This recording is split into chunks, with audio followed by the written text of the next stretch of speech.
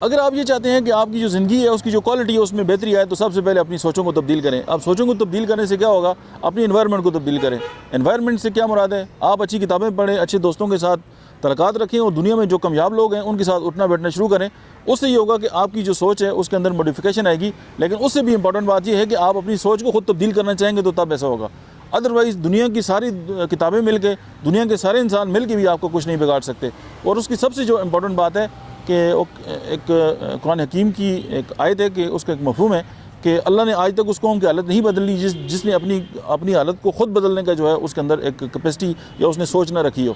तो ये मतलब है कि कुरानी एक लेसन भी है कि अगर हम चाहते हैं कि हमारी जो क्वालिटी ऑफ लाइफ है वो तब्दील हो तो फिर हमें ये चाहिए कि सबसे पहले जो है हम अपनी सोचों को तब्दील करें।